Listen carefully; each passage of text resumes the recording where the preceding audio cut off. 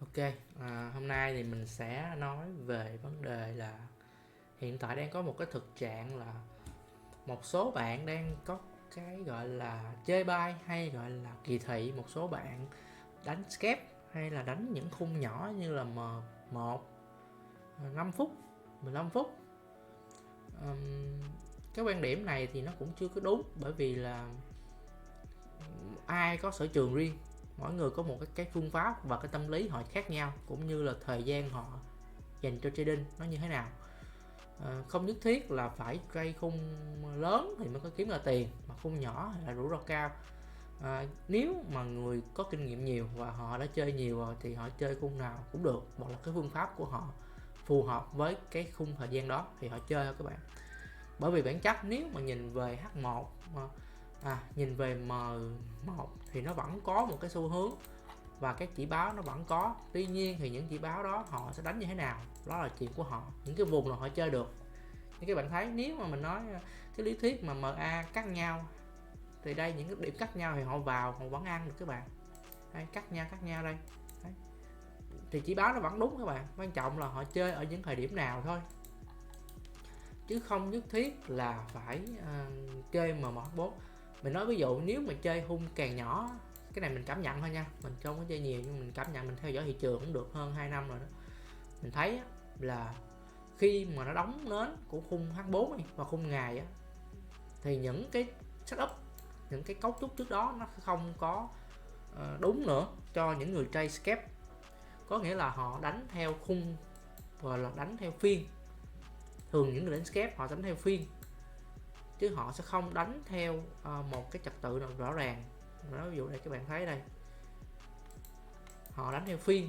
Ví dụ như là trong một phiên thì thông thường nó sẽ đi một, gọi là đi một cái hướng thôi. Đấy. Như các bạn thấy đây, nhưng cái chỗ này là trong một phiên Mỹ thôi ha. Phiên Mỹ nó mở ra đi một hướng lên như vậy. Rồi có những cái tài liệu họ nói là đánh trước sau khi giờ 19 giờ đóng cửa xong thì họ bắt đầu họ xem tình hình và họ vào lệnh, sau đó họ thoát ra trước khi 10 giờ hoặc là 9 giờ đấy, họ thoát ra. Bởi vì phút đó là phiên Âu nó đóng cửa, hoặc là họ đánh lúc mà đầu phiên Âu hoặc đầu phiên Á gì đó, thì nó có những trường phái như vậy mình đã nghe bao rồi. Vậy thì những cái người đánh khung nhỏ họ sẽ đánh theo những cái phiên. Tại sao mình nói như vậy? Bởi vì là qua một cái khung giờ lớn nó sẽ có những cái biến động rất là nhiều. Ví dụ như ở những cặp như thế này, các bạn thấy khung, nếu mà đóng một cái khung tuần này, các bạn thấy không, trong một tuần rồi là khung đây nó đi lên một mạch luôn, sau đó là tuần trước, hai tuần trước đó là đi một mạch lên. Sau đó khi mà đóng nến tuần là ngày thứ 6, đóng nến xong rồi á là nó đâm thẳng luôn, đâm thẳng 5 cây luôn các bạn. Các bạn thấy này, nếu thấy cái vùng này thấy là đang đi một xu hướng tăng đúng không? Nếu mình nhìn H1, H4 hay là M1 gì đấy, chúng ta đã thấy tăng rồi, rất là nhiều rồi. Tuy nhiên khi qua tuần rồi á, khi đóng đến tuần xong thì nó sẽ có những biến động khác, và đây là lý do sao đóng hẳn xuống luôn. Đấy, các bạn thấy không?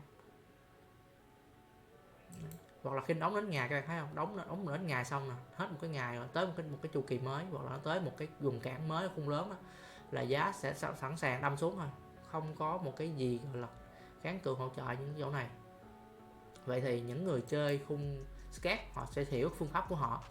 Bởi vì các bạn thấy là trong một ngày nến có biên độ dao động của nó thôi, một ngày nó đi cỡ là khoảng là 100 đến 150 bip, 100 đến 150 bip. Có những hôm nó đi mạnh hơn thì nó sẽ đi đâu đó khoảng là 150 bip đây ha, nến to luôn một cái Maribuzu 150 bip các bạn.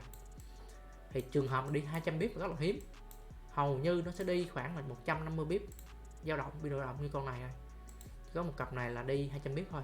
Vậy thì mình tính nói là trung bình nó khoảng là từ 150 bip là trung bình, và xuất hiện chủ yếu là dưới 150 bip.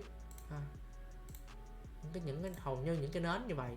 Vậy thì những ai mà chơi scalping hoặc chơi trong ngày á, họ sẽ dựa vào đó họ đánh cái TB nó ngắn lại. Ví dụ như họ nói là họ đánh scalp thì họ chỉ ăn nhiều lắm là họ phải ăn cỡ 60 bip hoặc là 50 bip hoặc là 100 bip là nhiều rồi, thì họ phải chạy rồi. hoặc là trong một cái khung thời gian, một cái phiên đó họ sẽ đánh, họ chạy rồi. Vậy thì 150 pip mà trong vòng tới 2 đến 4 phiên lần, vậy thì nó sẽ chia ra trong một phiên nó chỉ chạy đâu đó là khoảng 3 đến 4 50 pip thôi. Nhưng các bạn thấy đây là trong phiên Mỹ, khi phiên Mỹ nó chạy đi tới sáng là không 19 giờ cho tới là sau đó khoảng khuya lúc này, các bạn thấy nó đi khoảng 100 pip không, đi cũng khá là nhiều đó. Đây nhiều ở đây, đi hơi lố đây, như ở đoạn này đây tới sáng rồi ha, thì nó đi bao nhiêu, tới sáng là nó đi khoảng là 70 pip rồi. Vậy thì họ TB của họ sẽ ngắn thôi, thì họ sẽ lựa vào cái tỷ lệ RR của họ, stop loss sẽ ngắn luôn. Ví dụ như stop loss là 10 pip hoặc là 5 pip thôi chẳng hạn, ví dụ vậy, thì họ đến được 20-30 pip là họ cũng đã ăn được 3 đến 4 R rồi, và họ đã chạy được rồi. Họ đã đấy. Chứ còn mà đánh M5 mà TB tới 60-70 pip á, thì khi nào mới ăn được, khó lắm các bạn. Không một phiên như vậy thì rất là khó. Vậy thì chúng ta chơi gì chơi cũng vẫn có một cái lý thuyết là luôn luôn nhớ trong cái cặp của mình là điên đồ dao động trong một ngày.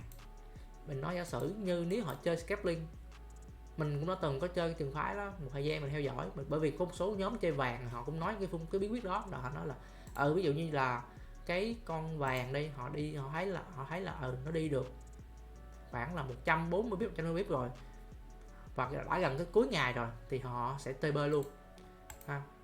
Đấy, thì tại vì họ đánh trường phái là giữ lệnh trong ngày, không để qua đêm, nên họ sẽ đánh là họ thấy khi mà giá đã chạy được ở mức này rồi, nếu họ có TB thì họ TB thêm khoảng bao nhiêu pip nữa thôi, chứ họ không bao giờ TB ở trên đây cả ha. Nếu họ đã vào, họ sẽ lựa điểm và họ thấy nếu tăng như vậy rồi họ sẽ lướt hay con sóng là họ lên một xíu họ TB, chứ họ không thể đặt TB mút trên đây được.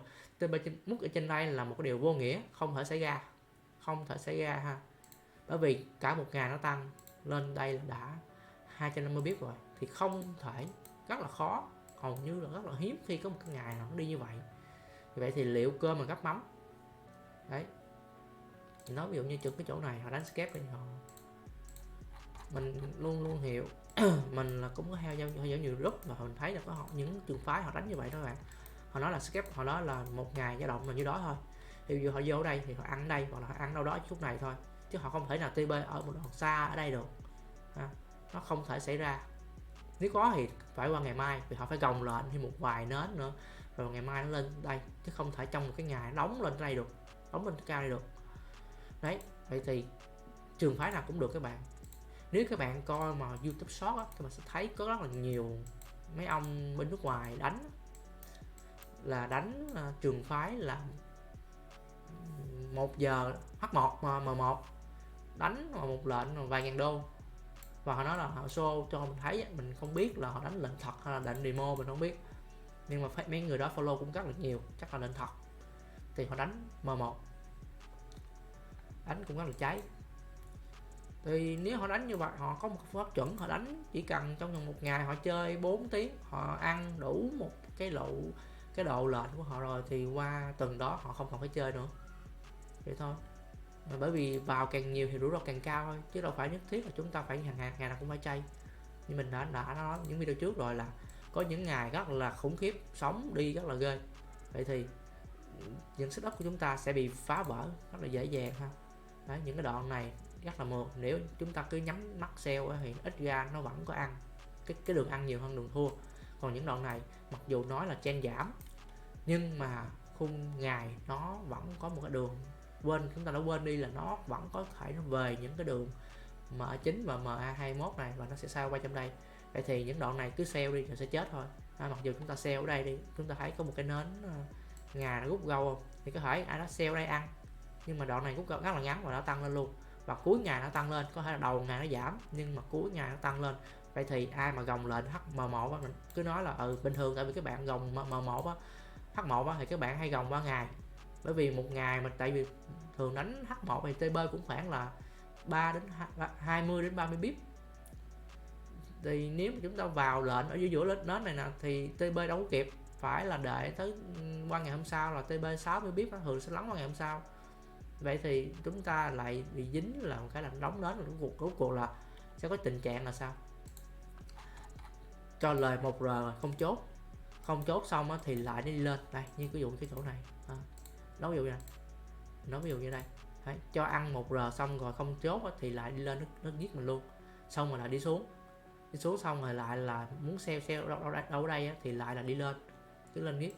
Đấy, hoặc là vòng vòng chút này đấy thì sell ở đây cứ sell lên xuống mà nó sẽ có một cái dòng lẫn quẩn là ăn cho ăn 1R không chốt và cái TB là 2R, thì nó sẽ lên và nó sẽ cắn vào cái stop loss của chúng ta. Đấy, thì cái ý chính của mình muốn nói ở đây là chơi phương pháp nào cũng được, quan trọng là chúng ta phải hiểu phương pháp đó rất là sâu và có nhiều cái kịch bản cho nó. Chứ còn một cái người mà mới chơi M5 M1 vài tháng rồi, hoặc là mới chơi vài tuần xong rồi là đánh giá một cái phương pháp của người ta là không có hiệu quả rồi chơi bài bạc đó, thì nó không nên. Mình phải trải nghiệm nó ít nhất là vài năm đi mình mới thấy được ha. Còn mình thì mình cũng biết qua nhiều người và thấy là họ đánh vẫn có ăn, thì mình vẫn chấp nhận là phương pháp nào họ miễn họ đúng và họ có tiền là được các bạn. Phương pháp không quan trọng, quan trọng là họ kiếm được tiền là được, còn họ chơi kiểu gì họ chơi không quan trọng đâu các bạn, nên hãy tôn trọng người khác như vậy thôi. Ok, như vậy nhé, xin chào các bạn.